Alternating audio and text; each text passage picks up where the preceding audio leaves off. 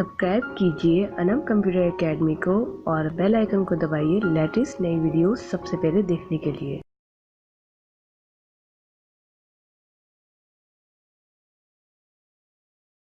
अस्सलामुअलैकुम, my name is Anam and you are watching Anam computer academy. जैसे कि हमारे पार्ट्स ऑफ स्पीच के हमारे 3 पूरे हो गए, नाउन, प्रोनाउन और वर्ब। तो अब जो है adverb, adjective, conjunction, interjection, preposition इसी वीडियो में पढ़ेंगे। जी हाँ, बिल्कुल, ये बहुत अच्छा सरप्राइज है आपको मिल गया है कि आज हम पार्ट्स ऑफ स्पीच खत्म करने वाले हैं ताकि हम अपने टेंसेस की तरफ जाएं और दूसरी और भी चीजें WH वर्ड्स हैं जैसे कि और सिंगुलर, प्लूरल और बहुत सारी चीजें जो कि हम सीखें और सेंटेंस बनाना जल्द से जल्द सीख लें। उसके बाद हम आर्टिकल भी सीखेंगे। तो आज जो है मैं आपको बताऊंगी कंजक्शन के बारे में। तो कंजक्शन आखिर है क्या? अगर मैं लिखूंगी तो थोड़ा टाइम लग जाएगा, मैं आपको वर्बली थोड़ा थोड़ा समझा देती हूँ। Conjunction to join to connect two words you and I, यानी कि दो लफ्ज को मिलाने को कंजक्शन करते हैं। For example, two faces in the office और एट अ होटल। ठीक है, यहाँ पर मैं अगर आपको एग्जाम्पल दे दूं दो सेंटेंस बना के कि I study and I do also job. अगर आप मेरी बात करें कि Anam what are you doing, तो मैं आपको कहूंगी कि I study and also do a job on internet, यानी कि मैं आपको पढ़ाती भी हूँ और साथ में पढ़ती भी हूँ। तो दो सेंटेंस को मिलाने को कंजक्शन कहते हैं। जब भी दो सेंटेंस मिले में आप समझ जाएगा कि यहाँ पर कंजक्शन यूज हो रहा है पार्ट्स ऑफ स्पीच का। अब बात करते हैं एडजेक्टिव की। तो adjective it is modifies a noun, यानी कि OPSHACOMN। अब आप जो बोल रहे होंगे ये क्या है OPSHA, तो मैं आपको बता देती हूँ। OP का मतलब है ओपिनियन, SH का मतलब है शेप, A का मतलब है एज, C का मतलब है कलर और M का मतलब है मटेरियल और लास्ट में है N यानी नंबर। अब यहाँ पर आपको ऐसे समझ नहीं आएगा, मैं आपको एडजेक्टिव को थोड़ा समझाने के लिए ये OP लिख देती हूँ। OPSH।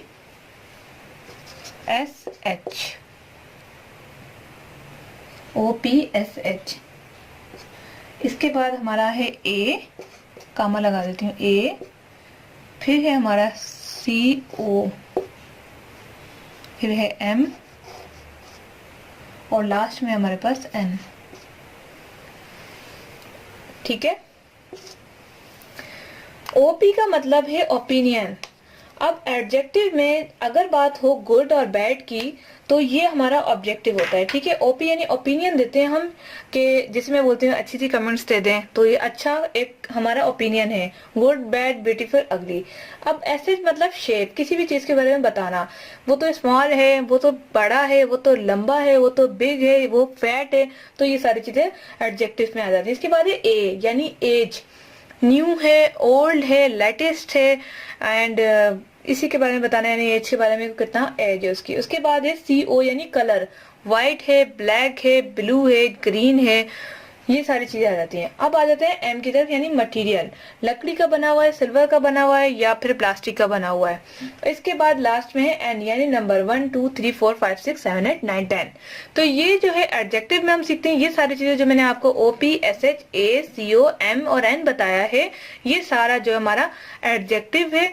एडजेक्टिव जो है हम नंबर्स की बात करते हैं, कलर्स की खासियत बताते हैं, किसी मॉडिफाइज नाउन यानी कि मजीद उसको बताते हैं। अगर मैं नाउन की बात करूं कि अनम, वो अनम देखी तुमने, तो वो कहेंगे कौन सी अनम, तो फिर हम यहाँ पर क्या यूज करेंगे, हम उसका कलर बताएंगे, वो जो बहुत व्हाइट कलर की है। ठीक है, तो उसकी एज बताएंगे, वो जो अभी अभी उसकी अभी बर्थडे आई थी वो वाली अनम। या फिर अनम के बारे में मजीद बताएंगे। या फिर अगर कोई चीज की बात ले लें, मोबाइल, क्या तुमने फला मोबाइल देखा, तो फ्रेंड पूछेगी कौन सा मोबाइल, तो यहाँ पर हम एडजेक्टिव की बात करें, जब हम ये चीजें सारी यूज करेंगे तो हमारे एडजेक्टिव में आ जाती हैं।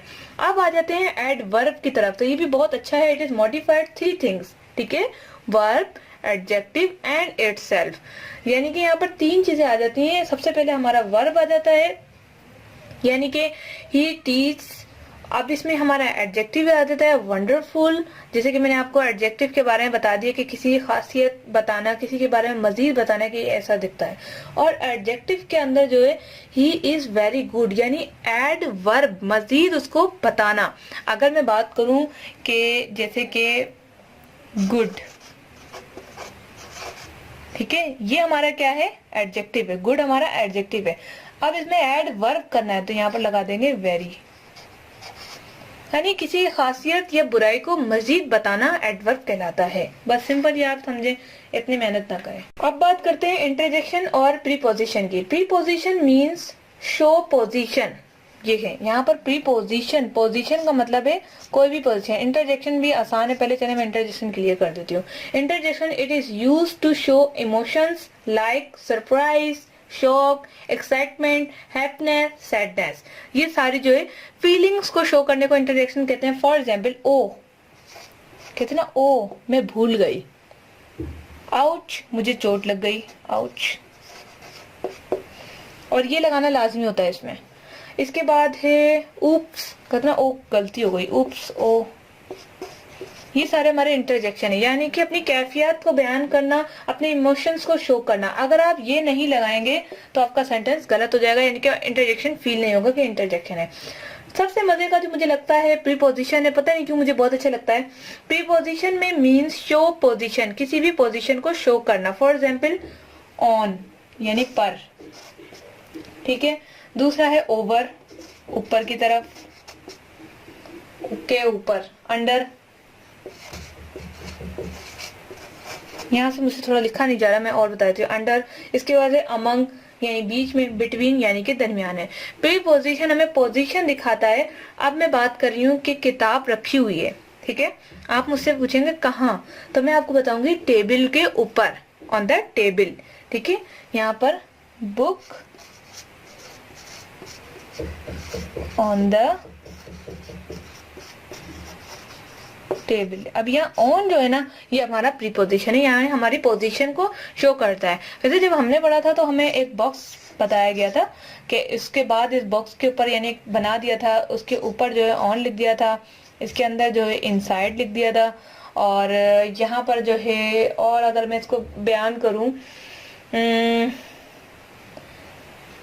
ओवर भी कर सकते हैं। यहाँ पर ऑन यानी पर है, अमंग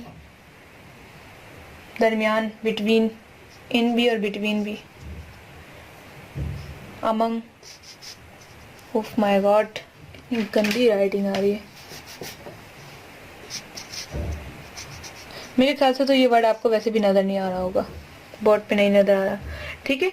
तो ये सारी चीजें जो है बॉक्स बना के हमें दिखाया गया था, इन, अंडर और अमंग, बीच में, बिटवीन, ये सारी चीजें हमें पार्ट्स ऑफ स्पीच में कंप्लीट करके प्रीपोजिशन बताएंगे। तो ये था आज की हमारी क्लास। इसमें हमें पार्ट्स ऑफ स्पीच, प्रीपोजिशंस और सारे जितने भी हमारे 8 पार्ट्स ऑफ स्पीच थे वो कंप्लीट कर लिए हैं। उनको डिस्क्राइब करने का जरूरी इस वजह से था नाउन प्रोनाउन वर्ब को, क्योंकि आगे सेंटेंस में वो बहुत ज्यादा आने वाले हैं और आपको उसको समझना बहुत जरूरी था। तो मिलते हैं नेक्स्ट वीडियो से, अपना बहुत सारा ख्याल रखिएगा। क्लास आपकी जो है बहुत ही अच्छी चल रही है और मुझे दुआओं में याद रखिएगा। वीडियो को लाइक करके बताएं आपको कैसी लगी। Thanks for watching.